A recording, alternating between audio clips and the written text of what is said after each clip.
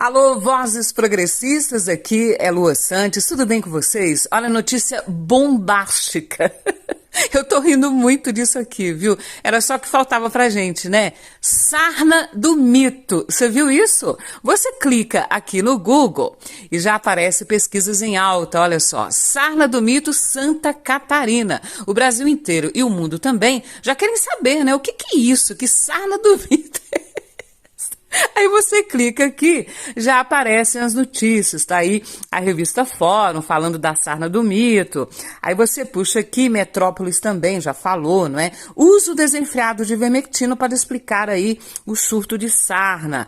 R7 falou, surto de sarna assusta moradores e autoridades. E tem também o G1 que fala, creche em Balneário Camboriú tem aulas suspensas por conta do surto de sarna. Gente, é uma loucura. Aí você clica aqui na notícia da revista Fórum e você vê sarna do mito, cidade de Santa Catarina, pode estar com surto pelo uso prolongado de ivermectina.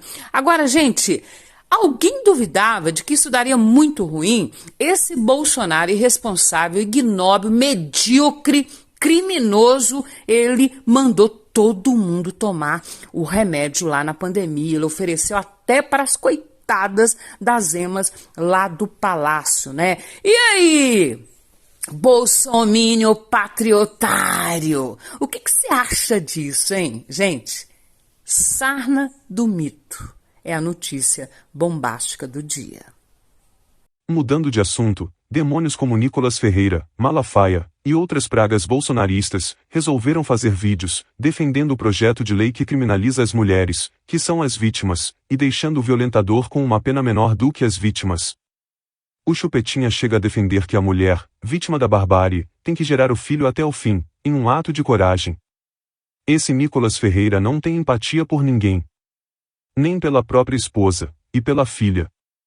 Outra coisa, a alegação desses demônios, de que a mulher sabe que está grávida antes de 4 ou 5 meses, simplesmente não é uma realidade para todas as mulheres. Tem mulheres que não sabem antes desse período. Por que ser contra a PL que criminaliza o aborto em caso de... Esse projeto tem cheiro de sangue. A maior parte das vítimas são crianças, a maior parte é de vulnerável. Estou falando como alguém que nesse momento está gestando, que foi desejado, planejado. Isso por si só não é nada fácil, ser mãe, ser mulher. No Brasil, 60% das vítimas de violência sexual são meninas menores de 14 anos. Imaginar uma menina obrigada a viver uma situação dessa, fruto de uma violência, é devastador. Nós estamos falando de crianças que sequer sabem que estão grávidas e que só lá para o 3º, 4º mês vão se perceber grávidas. Queria lembrar mais uma coisa.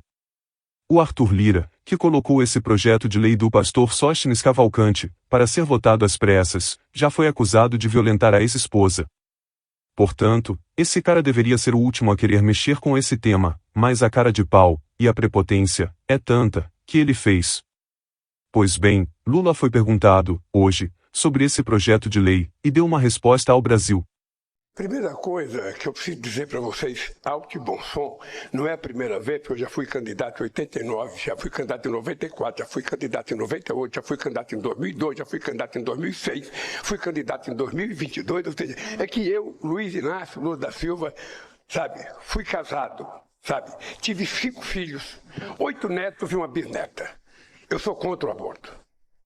Entretanto, como o aborto é a realidade, a gente precisa tratar o aborto como uma questão de saúde pública. E eu acho que é insanidade alguém querer punir uma mulher numa pena maior do que o criminoso que fez. É no mínimo uma insanidade isso. Quando alguém apresenta uma proposta de que a vítima tem que ser punida com mais rigor do que o não é sério.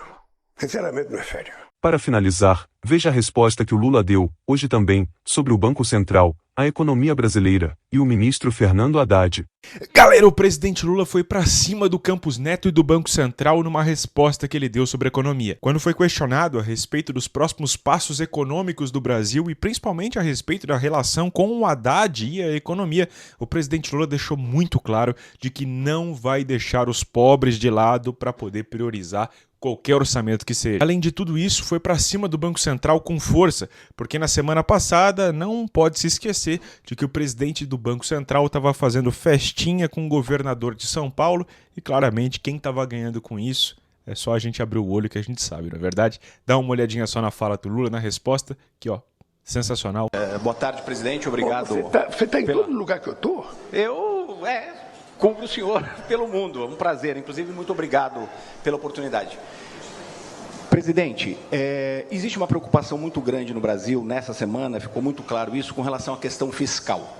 O ministro Haddad, muita gente considerando que ele está isolado, tentando manter ali a disciplina fiscal. E ele falou essa semana na necessidade de se rever os custos do governo.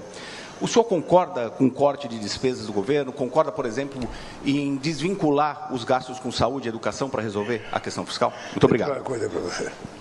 Vou dizer uma coisa com muita sinceridade para você.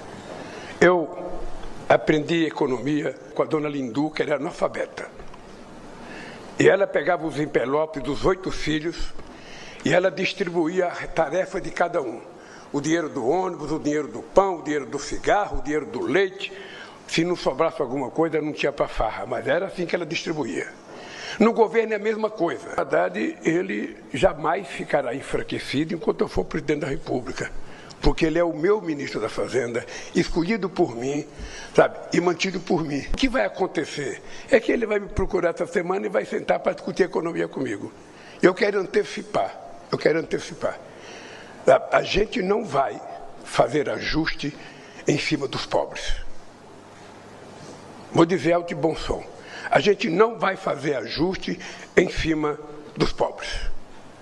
Porque os que ficam criticando o déficit fiscal, os que ficam criticando o gasto do governo, são os mesmos que foram para o Senado aprovar a desoneração de 17 grupos empresariais.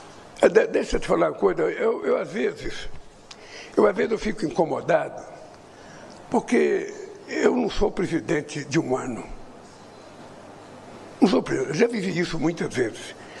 Acontece que nós estamos cada vez mais refém de um sistema financeiro que praticamente domina a imprensa brasileira. Ou seja, a questão do déficit fiscal aparece na primeira página, na segunda página, na terceira página. Ou seja, ninguém fala da taxa de juros de 10%, 25% num país com inflação de 4%. Ninguém fala.